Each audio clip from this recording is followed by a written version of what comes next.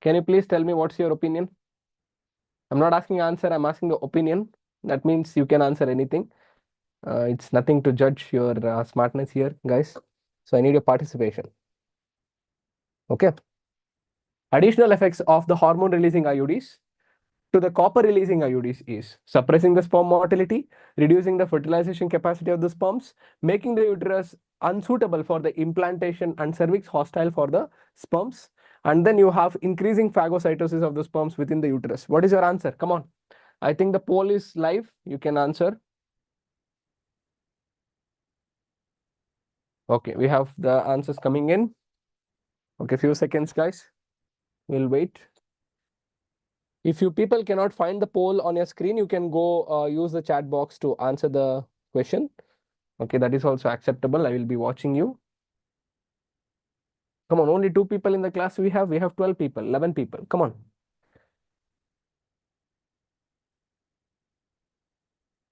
So can we go for the answer? Yes. Okay, others get on board. Let's participate actively.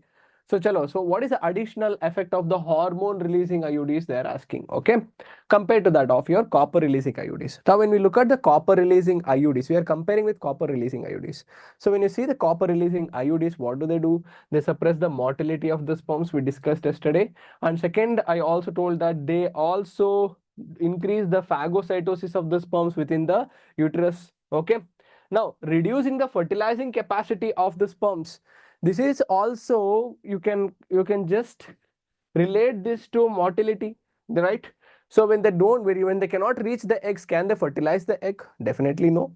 So these are all similar effects to that of your copper releasing IUDs. One thing that is very unique about your hormone releasing IUD is it will make the uterus very unsuitable for implantation and the cervix hostile for the sperms.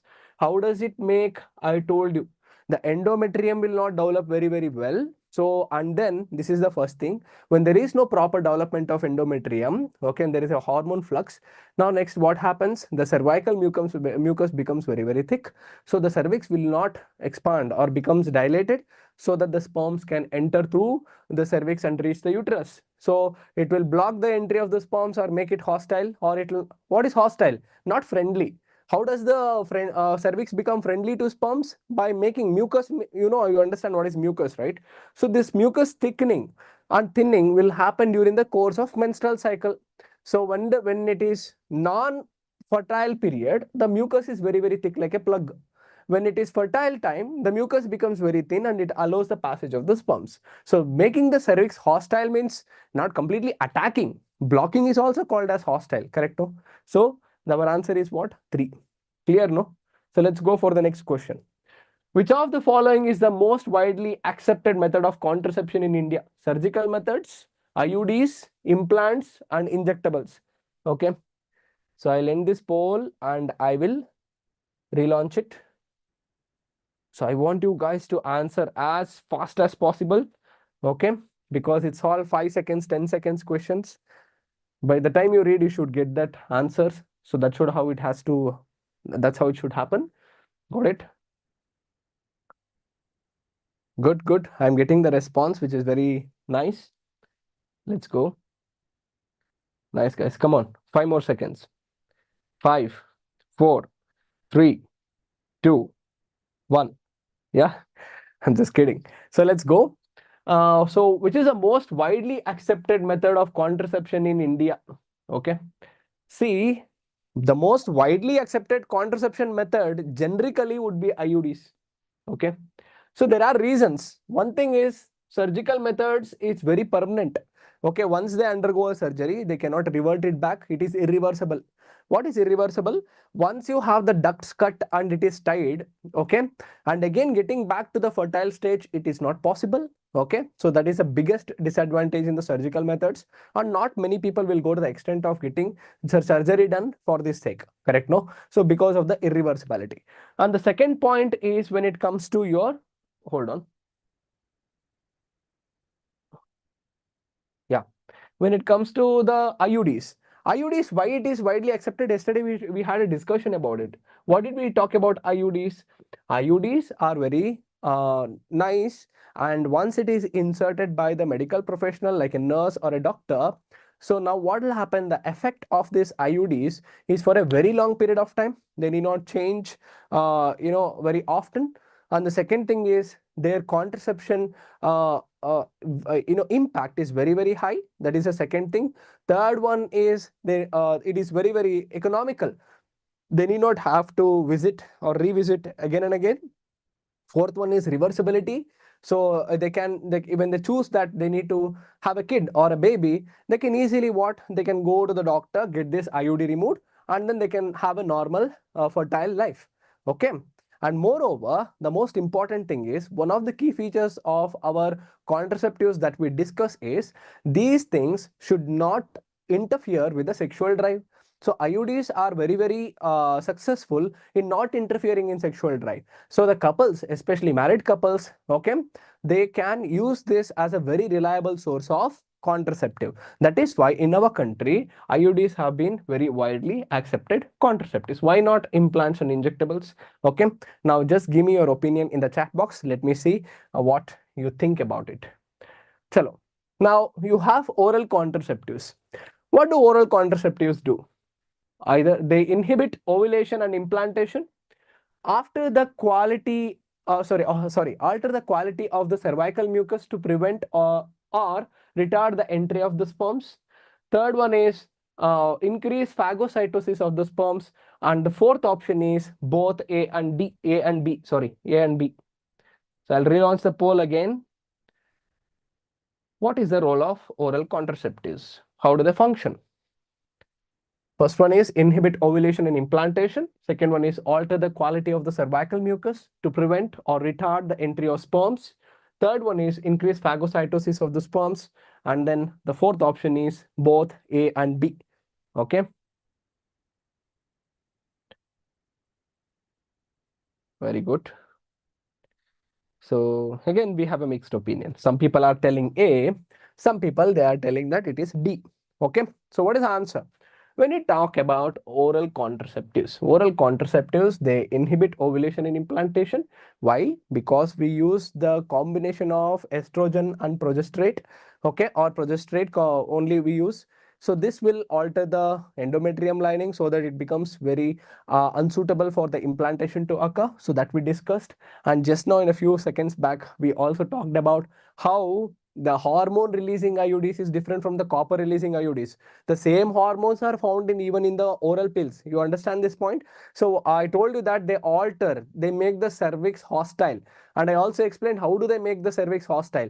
By altering the mucus the nature of the mucus that is produced in the cervix. Of course, when we take these contraceptives, it makes it more thick and very hostile for the sperms.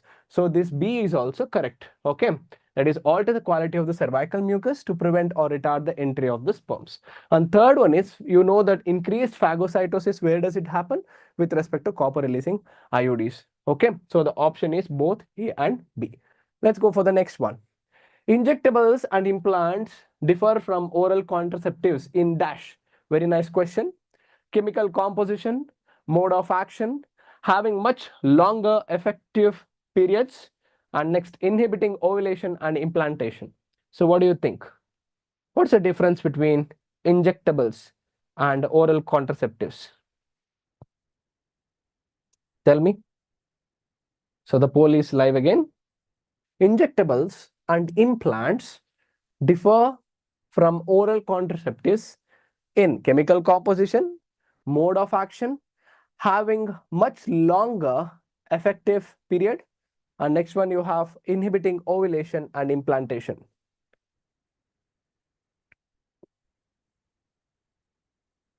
Yeah. Oh, we have a totally mixed response in this particular case. So some tell that it does not inhibit in ovulation and implantation. Okay, do injectables and implants have the same role or different role? Okay, who says C? 3 people says that it is C. Of course, it is correct. Now tell me, guys, which one has the longer effect? Is it injectables or it is implants? Okay, injectables and implants are in one group, guys. Sorry.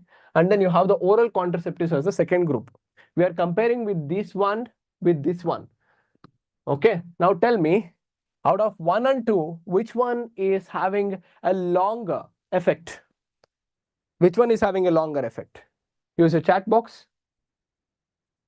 Implants, exactly, correct. Implants have the longer effect than the oral contraceptives. So oral contraceptives, it has to be taken at the right time for them to act as a contraceptive. If it is not taken as a right time. So what is meaning of right time? For example, we have certain oral contraceptives which are taken within the 72 hours. We have the oral contraceptives which are taken within let's say 1 week period of time, and we have the oral contraceptives that has to be taken for over a period of 21 days continuously.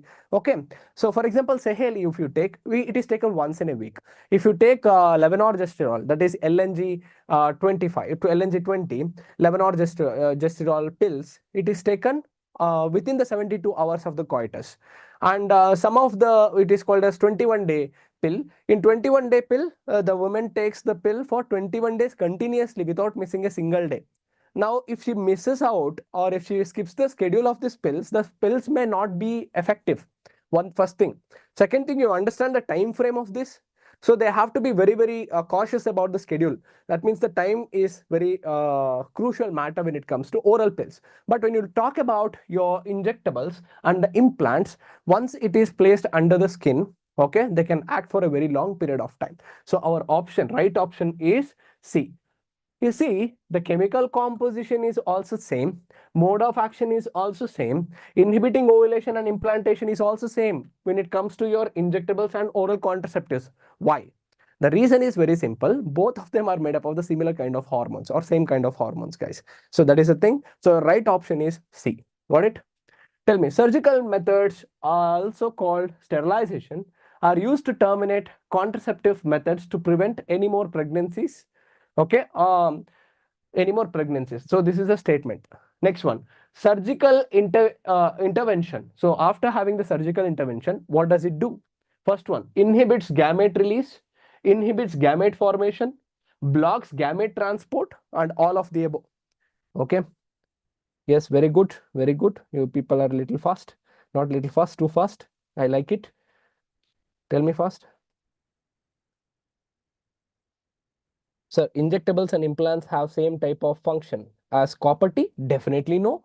The North and Middle East students, definitely no. See, when you talk about injectable and implants, they also have hormones like levonorgestrel sometimes, or it can be progesterate, or the combination of estrogen and progesterone combination. So they're basically hormone related. Okay, they are completely hormone.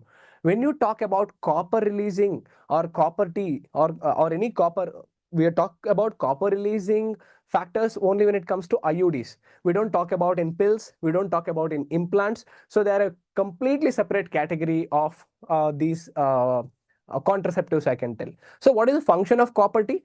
Copper T produces copper ions. Copper ions go and make the sperms lose their capacity to move. That means lose their motility. Okay. So when they lose the motility, now what will happen? They cannot swim faster through the genital tract of the female. So that will give the female tract to attack the sperms through what? Phagocytosis. So the cells will go attack the sperms, eat them away. Which cells? Sperm cells. You get my point? So this is about copper T. But when you talk about implants, when you talk about injectables, when you talk about oral contraceptives, they are all coming under hormone. Got it? No? Yes. Okay, all of you have answered C. Okay, blocks gamete transport. Exactly right.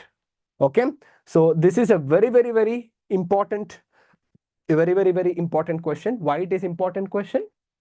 In many of the cases, they talk about the surgical methods of contraceptive. So you already know what is surgical methods of contraceptives. It is tubectomy or vasectomy.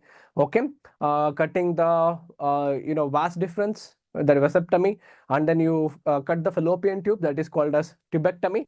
You get my point, guys. So here when we do this, one point comes to our mind. So when the ducts are cut, will the gametogenesis happen? Yes, the gametogenesis will be happening. That means gamete formation is happening. Next one, does the gamete release happen? Yes, gamete release also happens. Next, what is not happening? The gamete cannot be transported from all the way till the production site till the transport site. So that does not happen. So this is a very, very, very important point. Option C is a very correct option. So please make sure that you remember this. Got it? Don't go for all of the above. It does not it does not involve in any ways when you take the surgery. It never ever involves in either gametogenesis process. It does not meddle with gamete transport sorry, no, what is that, gamete release and gamete formation. It does not involve at all. Only thing that is affecting is the process of gamete transfer. Okay, so C is the correct option, guys. Clear, no? Yeah. Chalo, next one. Which contraceptive method is highly effective but has a very poor reversibility? Is a very easy question. Now, I think you already know this answer. Okay. Anyways, D. If you tell this it is D, I'm only telling the answer because I don't want to waste any more time. Correct? No. All of this IUDs, implants, and injectables. One thing is we can all reverse them. Sterilization process. What is sterilization process? You completely make the person not having the capacity to reproduce anymore. That is called a sterilization. So vasectomy and tubectomy are the sterilization process, and they don't have this capacity. Clear? No? Yeah. Prevention of sexually transmitted diseases is possible by. Try this. I think this also you know. Okay, continue. Let's see. Prevention of transmission of STDs is possible by avoiding sex with unknown partners or multiple partners, using condoms during coitus, consulting a qualified doctor for early detection, and getting complete treatment if diagnosed with diseases, all of the above. The people who are answering A should really, really have patience. Okay, Shanti people. You know the concept, but the thing is you're in a hurry. You are not wrong. You are very, very right because you're responding. I appreciate it. But the thing is, you have to go further in reading. The answer is D, all of the above. So STDs can be prevented by avoiding, multiple sex partners or unknown partners, using condoms during coitus. Yesterday we discussed the role of condoms, how effective they are in preventing the STDs.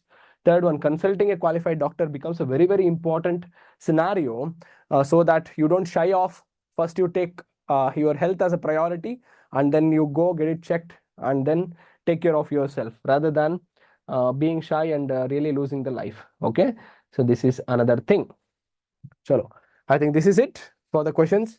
Let's go back to the concepts that we have to take care of. Clear, no? So yesterday we talked about IUDs, and until IUDs, today we had to talk about oral contraceptives. We have to start from oral contraceptives, okay? So when we talk about oral contraceptives, oral, you know that it is taken as pills, okay? Uh, just like how you pop Dolo 650, not exactly, but that's how you take it. But the effect is completely different. So what does it contain? It contains a combination of hormones called as progesterones, and then it is progesterone estrogen combination pills. Sometimes it is also called as levonorgestrel LNG 20 pills. This is an emergency pill, okay? So even they can be used as a pills. So I told you, right, it's not all the pills have the same nature. So for example, if I take an example of Saheli, okay, Saheli is taken every weekly once pill. So some pills are taken daily for, I told you, right, some pills work for 21-day pill are there. Okay, there are after 7 days, after gap of 7 days, you take, for example, 21-day pill. How does it work? You start the pill the moment you finish, the moment the bleeding phase is finished. So once the bleeding is completely stopped in the female after menstruation, so then they start the pills. That becomes a day 1, and then you go day 2, day 3, day 4, all the way till 21. So this is how the 21-day pill works. Got it? No? And this is considered as the least side effective way of using a oral pill. Got it? For example, if I take LNG 20, that is levonorgestrel, or unwanted 72, we call it as, okay, unwanted unwanted 72. So in these pills, what happens within the 72 hours after coitus? So coitus is done. Within the 72 hours after the coitus, this pill is taken. Very, very effective. 2 pills are taken. But what is the problem with this pill? There is a very high chances of having side effects, like uterine cancers can happen, and then polycystic ovarian disease, PCOD, can happen. Okay, so there are many concerns with respect to these pills. Pills are okay for emergency purpose. That's why they are called as emergency pills. They are not called as regular pills. Okay, there is a reason why they are called as emergency. Okay, now you see what is the role of these pills. As we talked about, they inhibit ovulation and they make the implantation very well not possible, not suitable, by altering the nature of the uterus. It's very nice to understand the development of the uterus for the implantation. Okay, that should have happened in human reproduction. We'll see. Okay, so pills are very effective with respect to having lesser side effects. Clear? No. Next one, they ask you with the example, Saheli is taken how many days once? Saheli is taken once in a week pill. Remember this. Saheli is taken how many days? Once in a week pill. Our concentration is not understanding the whole concept. Our concentration, apart from understanding the whole concept, we also should highlight which points are very, very important for our NEET examination, guys. Is it clear? Are you following me? So when we talk about Saheli, Saheli is the one pill that is a very, very good oral contraceptive, and it is non-steroidal. You see, when it is non-steroidal, people will have very least side effects. Remember, Saheli is a what category of oral pill? It is non-steroidal. We don't use any progesterone or any other things. Okay, so it does not involve with steroidal hormones. Second thing, when it is taken once in a week pill, it is taken. Okay, so that's why it is a very, very famous government introduced pill. Okay, and this works very effectively compared to others. So did you understand what points you have to remember? The action of the oral pills, the example of the oral pill, the time of the action, the duration of the action, and the category of the oral pill, non-steroidal. So you keep this in mind, you're good. Let's go next. Injectables. Now, as one of our students asked, okay, for injectables as implants or implants, what do they do? So again, they are used with the combinations of estrogen. Okay, so these things, what they do is they are very similar to that of pills. Remember this, it's given here. So okay, but their effective periods are very much longer compared to that of pills. So you don't have to have a very keen mind on, okay, this day to this day only I should take, now only I should start, now only I should end. It's not like that. Once it is placed, it will act as a very, very effective contraceptive. Okay, so now whenever you take progesterone or progesterone estrogen combination, okay, or IUDs, whichever having these combinations, okay, so within 72 hours of the coitus, okay, what did I tell you? Unwanted 72, a pill or an injectable, whichever is taken within 72 hours of the intercourse, what will happen? They're very, very effective. They will stop the possibility of pregnancy. But what should you understand? They are emergency contraceptives. So we should avoid them as much as possible until and unless it is a very mere, the situation is very, very bad. Until then, we should not go for this on a regular basis because it has a very severe adverse effects on especially female body. Okay, so why these emergency pills are used? You see this, especially when you have a situations like possibility of accidental pregnancy or any unwanted or uncertain situations like rape, okay, or casual unprotected intercourse. At that point, not regularly, at a very, very extreme emergency situations, these has to be used. That's all. Okay, should not regularize them. Next one, surgical methods, as we already discussed, they are also called as sterilization process. So what do they do is they block the transport of the gametes. Apart from that, they do not interfere in production of gametes, release of gametes, nothing, as I discussed. Okay, only thing is transportation is blocked. That's all. Remember this, stick to this point. Now there are two types. What are those? One is vasectomy, other one is tubectomy. Many students confuse between which is for who. vasectomy is for male or female, or tubectomy is for male or female. Remember, male have vas difference, female do not have vas difference. If you remember the male reproductive system, you will come across vasa efferentia, vas difference, correct, right? So what is vas difference? It comes out of the epididymis. From the epididymis, if you see the testicles, okay, so you have the testicles, at you have the epididymis on the posterior surface of the testis. From here comes the tube. So this tube from the scrotum, it extends all the way upward towards the abdominal region. It goes up, it punches through the urinary bladder by receiving a seminal ampulla. I think you know this details a little bit. If you don't know, we can discuss. You can put it in the chat box if you want me to teach certain topics. If you have doubt, you have the freedom to do that. So anyways, so vas difference. So this is called as vas difference. So it is in male. Okay, vasectomy, vas difference is in what? Male. So it is cut in male and tied. So same way tubectomy. What tube? Fallopian tube. Male have fallopian tube? No, female have fallopian tube. The fallopian tube of the female is cut and then it is tied back. So this is called as tubectomy. Okay. So you see, this is the vas difference. It's cut and tied. And the same way, the tubectomy is also cut and tied. So remember, the pictorial representation of these questions can be asked in your NEET examinations. So it's very, very easy. Okay, when it is shown like this, many of the students, it's an easy 4 mark, when it comes to contraceptives. You guys make a mistake in choosing which is what. That's it. Apart from that, you know the concept. I know that. Okay. So are you guys understanding?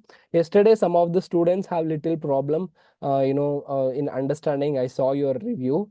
Okay, please tell me if you are able to understand my language or if you are able to follow the concepts. I'm slowing down a little bit today. Clear? If you understand, you can give a thumbs up. If you're not understanding, you can please, sir, after tubectomy, menstruation takes place. Okay, gamete release happens. Correct. No, menstruation, where does it happen? See, why does the menstruation happens? Menstruation happens because of the shedding of the endometrium lining. Correct, no? So when we have the very good question, I like this question so much. Okay, after the tubectomy, so what is happening? So we cut the fallopian tube, correct? Ova is released, that is also correct. Now you come back to the part that the production or the formation of your corpus luteum. So what happens here? See, he has a brilliant question and I like it. So let's ask this. See here, in the ovary, after the ovulation, you know that there is this formation of your corpus luteum, which is very, very involved in the production of progesterone. Correct, no? So once the progesterone is produced, what does it do? It will maintain the integrity of the endometrium. So just because we cut the fallopian tubes, that doesn't mean that the entire nature of the uterus gets altered completely. So this does not happen. So they have the same 3 layers, and this decidual layer, the endometrium, it undergoes the changes. So why does it undergo the changes? It undergoes the changes because of the hormonal action. So which hormone is altering? Progesterone is altering. So this cycle happens. You get my point. Until and unless the ovaries are functional and then they produce progesterone until they hit the menopause. You get my point. They keep on going under these cyclic actions. See, once this progesterone stops and then the menstruation stops, the human body, especially the female physiology, goes into a complete direction. You can see that the weakening of bones happening, there is a less calcium metabolism that is happening. So there are so many side effects that do happen when the menstruation stops. So with respect to the surgical methods, you remember this, menstruation happens without ovulation. There is no ova coming out with the menstrual flow. Okay, so this is the answer. You get my point, Harish? Is your doubt cleared? Okay. Good question. I like that. Okay. Chalo. So let's go for the next one. Yeah, what are the side effects of the contraceptives? So contraceptives actually are not natural, so they also have side effects. So it starts with nausea, that is having the vomiting sensation, abdominal pain, And then you have the breakthrough bleeding. That means early menstruation can happen, irregular menstrual bleedings, sometimes postponed. Sometimes people who go for emergency pills, you can see them having the very postponed menstrual cycles. For example, they might have the periods after 45 days, and the quality of the blood usually should be pinkish to red, and it turns into brownish to blackish. So that becomes a point of concern if their uterine health is very fine or not. Actually, the uterus is healthy only, but because of excessive clotting, the blood turns brownish to black. Okay, and then the postponing of this postponing of the periods take place through several days or weeks. It depends on one person to another person. The major part is this thing is the one leading concern when it comes to irregular when it comes to side effects. Abdominal pain, it will go, nausea will go, breakthrough bleeding especially, and then you have the irregular menstrual cycles. So this is the starting of a bigger problem. So when you have irregular menstrual cycle, hormones, these hormones are steroidal hormones that our body produces, like estrogen or progesterone. Okay, so they have a huge impact on the physiology. So when their levels go up or low, you can see people becoming very obese, very inactive, very lethargic, very weak. Okay, so all these things will happen, and that will lead to eventually breast cancer. So that's why we avoid emergency pills. We take the consultation of the doctors or gynecologists, especially women, and then you have an open to open consultation. So you should not shy away, because eventually it's biology, eventually it's human life. So we have to be open to it. Okay. Sir, but the ovum will not come to the endometrium, no, sir. Then how it takes place in the that's what I'm telling, Harish. The transportation of the gamete will not takes place. Okay, but the what is the relationship between shedding of the endometrium lining and then shedding of the endometrium lining and the release of ova? So it's not actually related. So it is related in one sense. How? Once the ova release happens, the remnants of your Graafian follicles, it will turn into corpus luteum, which becomes an endometrial body. Sorry, I missed the term. Um, endocrine body, so it will produce the hormone called as progesterone. So until the progesterone is there, the maintenance of the endometrium lining takes place. Now the next cycle happens, so the corpus luteum degenerates, the progesterone level goes down, and then there is a shedding of this endometrium lining. So this cycle continues, but the thing is the ova will never come out of a amphilar region. So the amphilar region is blocked, so it comes there after a certain time. What happens, so once the ova is released, so okay sir, it comes to the tube. What happens in the tube? Only certain period of time it can stay alive. After that, if you see the ova, see if this is the ova, and the ova is surrounded by this granulosa cells, you can understand, right? Layers of this granulosa cells, which we call it as corona radiata layer. So this corona radiata layer is meant to protect your egg from eating away. So who eats it? The same fallopian tube cells. The epithelial lining of the fallopian tube, they are very aggressive cells. So they start eating away. That's why the ova is protected. So it can only stay alive until these layers keep on degenerating. After a certain time, this gets engulfed within the endometrium. Endometrium will eat it off. Okay, it will degenerate. Okay. Yes, yes, yes. Okay. Good question. Good question. I like it because that was some doubts. Some people will not ask, but it matters a lot to understand the concept. Okay, I appreciate it. Next one is medical termination of pregnancy. Okay, we have time. Definitely. So what is MTP? MTP is abortion in simple terms. So aborting the baby, okay, medical termination of pregnancy is encouraged for the families, especially for the families where they don't want, sometimes what will happen, it is beyond the use of contraceptives. Okay, now the things have happened. For example, you see, I told you that some pills have to be taken within 3 days, that is 72 hours. Some pills have to be taken within 1 week, and some pills can be taken within 2 months of the implantation, but the effect is very large, people. Some women, what will happen, because of the social stigmatism, because of shyness, because of confusion, because of the dilemma, what they happen, they cannot take a sudden decision of terminating the baby. Now it will become too late. Once you go for the eighth week, once it started, let's say 6, 7 weeks, it will pass by. Now it becomes very difficult for using any of the chemical contraceptives or hormonal contraceptives to prevent pregnancy.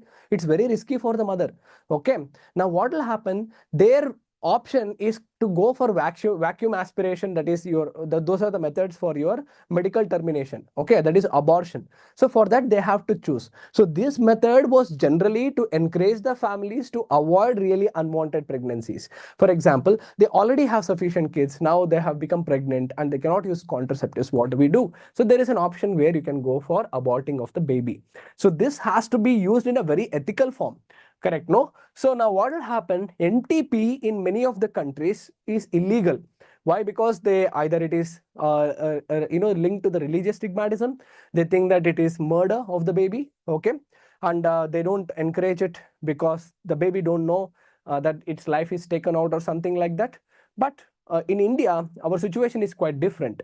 Why? Because our population was exploding in a very unusual rate, and people were having very less knowledge when it comes to contraceptives. So that's why it had to be legal, so that the MTPs could be performed with the consent of the parents or the partners. So nearly, that is why 45 to 50 million MTPs, that is, it's human beings, okay, are performed in a year. Okay, in the worldwide, India alone gives 1/5 of the total number of the conceived pregnancies. Okay. Anyways, so basically, I told you it is done for reduction of population or population control. Anyways, that's why MTP was not widely accepted throughout the globe because of emotional, ethical, religious, social issues. Okay, so that's why it's not legalized in many of the countries. Okay, but our country, remember, we legalized MTP in 1971. Very, very important. Mark it down, write it down. Okay, dates and which year, what is being introduced, what bills are introduced is very important. Okay. Now, it is done under a very strict conditions. Now, what happened with the introduction of MTPs? People started taking an advantage. Why? See, the concept of dowry, the concept of female and marriage is it's a very complicated loop in our society. Okay, irrespective of what belief system we are coming up, but we all behave the same way as a whole country. Okay, we have to take a collective responsibility here and address ourselves as a countryman. Okay, rather than grouping ourselves into different things. So you see that the women were not given a chance to have a normal life. Before they were born, they were like, okay, it's a burden. They go, they have to pay dowry, they have to raise them for no reason for 15, 20 years. This was the belief, not my belief. This was the belief. And then instead of doing all this finally to get her married, why take all this risk? So let's go for abortion. So people really go for sex determination, amniocentesis. So you take the amniotic fluid, when from the uterus, and then you analyze the amniotic fluid, you really can determine what sex of a baby is. And people started what they do, they started misusing the MTPs, and they went for female feticides, so which is most horrible thing to do. Okay, selective abortion of the babies based on the gender is the most horrible thing that you can do. So that is how the MTPs started becoming a thing of controversy, especially in our country. Okay, so now what happened? The government started intervening. So any medical practitioner who tests the gender of the baby and tells that this baby is female or male, and the parents judge the life of the baby whether it is male or female, and then they go for female feticide, definitely will face legal charges. The complete license of this medical personality will be cancelled. You cannot be a doctor anymore, or he might be jailed for 5 to 10 years or something like that. Okay, strict actions or strict rules have been imposed to regulate MTPs. Okay. Next one. So importance of MTPs, we already know. We don't want unwanted pregnancies. Okay. And where the contraceptives have failed, or they did not use it in the right time. That is next thing. Next one, continuation of pregnancy will be either harmful. This is also very, very important. Some mothers will be having the carrying problem. So their uterus is not very well developed, or their cervix is very, very small. So during the birth canal will not expand properly. So that will not lead to normal deliveries. Okay, or her placenta development is very less. The mother is having a very low, her blood vessels and the blood supply is not sufficient for the nourishment of baby, in case the baby is implanted, okay, the baby can be stillborn. All these are some of the possibilities that can happen during the pregnancies, okay. So that is why the instead of losing two lives, babies and mother, we can go and choose the mother's life and take another chance, okay, for making another baby, okay. That is another thing. Next one, MTPs are especially safe during which trimester? The first trimester. So we know that what is a trimester? The human pregnancy can be divided into three trimesters: 3 months first one, 3 months second month, 3 months third month. So I mean like third trimester. So this is the first 3 months is called as first trimester. Next 3 months is called as second trimester. Last 3 months is called as third trimester. So within the first 3 months, if you go and opt for MTP, it is very, very, very perfect. Okay, no much of health issues or complication will happen for the mother especially. Okay, easily vacuum aspiration can be done, not easily, but it can be done without having much effect on the mother's health. Next one, when you go for the next trimester, already the integration of the maternal as well as the fetal tissue is very, very high. Understand this point. What is integration? We are talking about the blood vessels of the baby and the blood vessels of the mother being highly integrated. Okay, they have become very strong union is there. Now, removing this one would have a very adverse effect for the health of the mother. Okay, and it is quite complicated, can lead to complications due to excessive bleeding. So when blood vessels actually intertwine very, very strongly, you can see that the blood vessels become thicker, the blood supply is more. So when we cut it or when we remove it, so there can be excessive bleeding. So because of excessive bleeding, it can become a chance where it can have effects on mother's life. Okay, that's why we don't actually go for the second trimester abortions. Sometimes they even go for the second trimesters within the first month of the second trimester. Within the first month, they will never choose for the second month. You understand my point? So that is another thing. So that is why this is about your MTPs. So we have 2 more minutes. Okay. So problems related to MTPs, I told you, one of the major problems with related to MTPs is having amniocentesis, guys. Okay, what is the sex determination of the baby called as amniocentesis? So this is the term we use.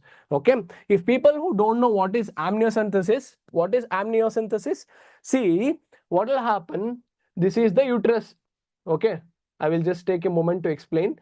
Okay, this is the uterus. Okay, I mean, like, let's assume that this is a uterus. Now, what will happen here? There is two layers called as amnion and chorion that is developing during the implantation. Now, you know that the baby lives within the amniotic membrane, and within that there is a fluid. You can see that, no, there is a fluid here, and the baby is floating in this fluid like this.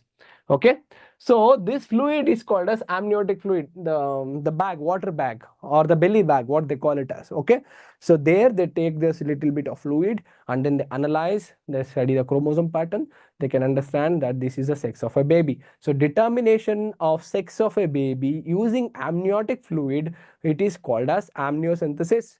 Okay, so it is called as fetal sex determination. You know that we have two types of sex determination, right? One is in your principles of inheritance and variation, where we come across chromosomal mode of sex determination. And based on that only, we have another one that is called as fetal sex determination. So amniocentesis is called as fetal sex determination.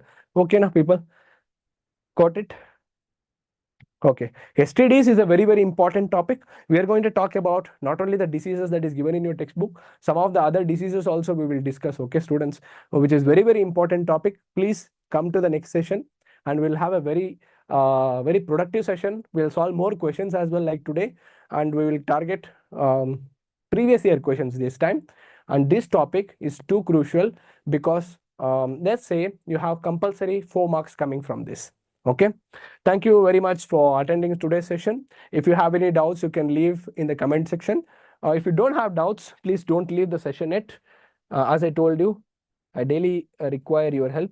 Let me check if you guys have. Sir, please explain menstrual cycle after the class. Not today. Can I explain in tomorrow's class, Harish? Tomorrow's class we'll take it. And one more, Kshama has asking, sir, what is the lifespan of the ovum after ovulation? So after on sir, what is the lifespan of the it's the same thing. Okay. So the lifespan of the ovum after ovulation, what will happen? Let's say that the ova is released right now, okay? And basically it is having a waiting period of around 70 hours within the fallopian tube. It will wait for around 70 hours within the fallopian tube. So the journey from the, what you tell, infundibulum, and then it comes to the ampulla. In ampulla region, it actually makes a wait around, let's say, it will wait around 30 hours there. So the whole journey, they say that it is around 70 hours, and after that the ova cannot be really, you cannot expect the ova to have the capacity to become an embryo. Okay, but there are some cases where you can see that there is uh, there is fertilization happening even at the other regions of the fallopian tube as well. But in generically, it is around 70 hours of the lifespan. Okay. So that is another thing. Please give us the notes of this chapter. Yes, I will upload. I will upload. Oh, that's done. Okay. So guys, wait 1 second. I have one small request. Same thing. Daily you have to give, okay? And that is a rule now. Okay, thank you very much. And it's nice, good that you are asking doubts, and I really appreciate it. I like it. And please keep it up.